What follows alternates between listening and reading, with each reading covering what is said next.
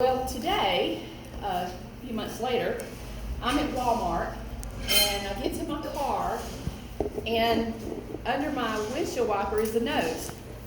And the note says, "I'm sorry I hit your car. Please call me." And it gave the phone number to work out the details. Well, I get out of my car. I had gotten in my car and then I got back out of my car and I proceeded to walk around my car to find out where this person had hit me. Well, you have to understand the car that I drive has got a lot of dings on it.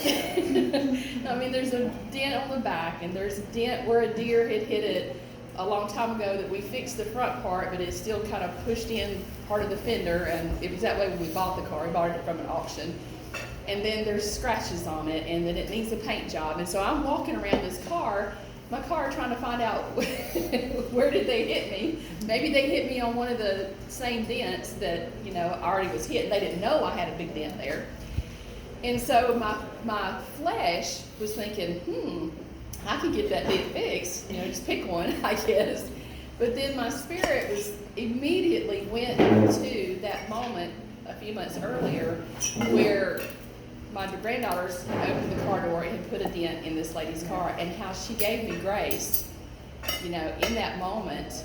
And I thought, no, I'm going to call this phone number and tell them, I appreciate your honesty, but I don't want you to fix my car. And I didn't want to tell them I can't find the dent. So anyway, it's just the point of the matter in that situation is I had been given grace and forgiveness, and I needed to extend grace and forgiveness. Now, I'm not saying if somebody hits your car that you're not supposed to go and have it fixed or get the insurance. I'm not saying that, so that's not what this is about. But in these two situations, the Lord spoke to me and just said, grace was given to you, you need to extend grace.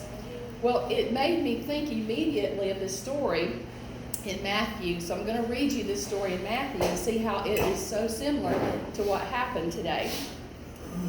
Matthew 18:21 through 35. Then Peter came to him, speaking about Jesus, and asked, "Lord, how often should I forgive someone who sins against me? 7 times? No, not 7 times, Jesus replied, but 70 times 7.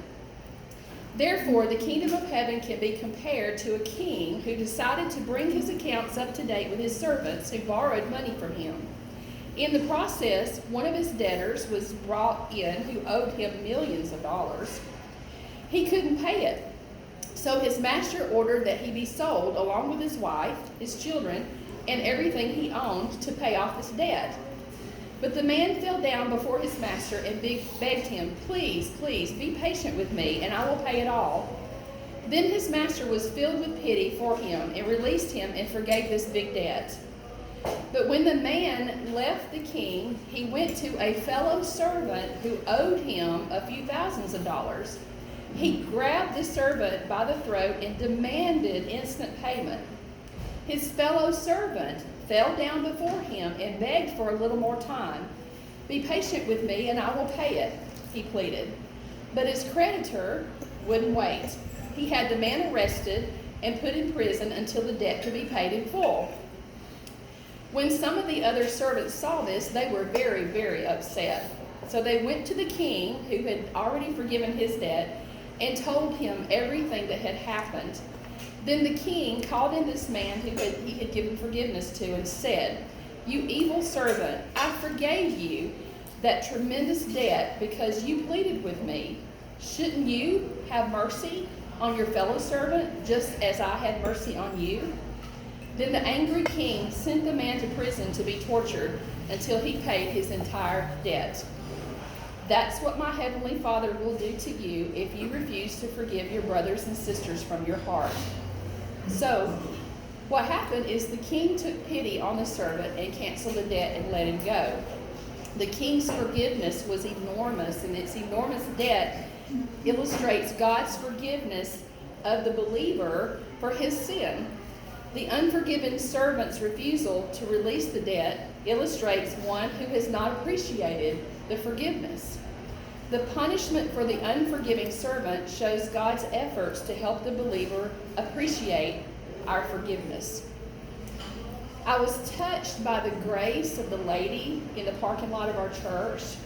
I was touched by the honesty of the person who left me the note on my car today, because somebody else could have looked at my car and said, oh, it's all beat up, so they'll never know, and could have just drove off. But they left a note on my car. So I called the number. Well, it was the wrong number.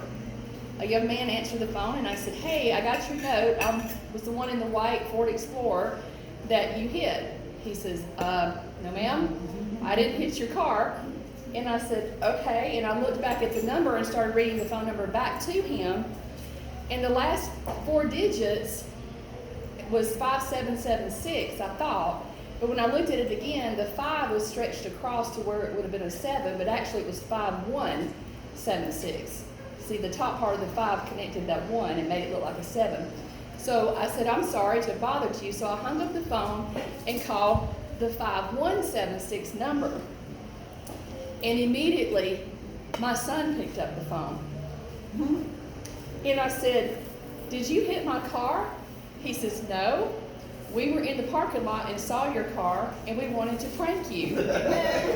So we put a note on your car, and we sit back and waited for you to come out so we could video you looking round and round and round, trying to figure out which one of those dings was the ding, was a dent, because you got so many dents on your car. We wanted to see you trying to figure it out. So the moral of this story, have mercy and grace upon people. Forgive so that we are forgiven, and don't get punked.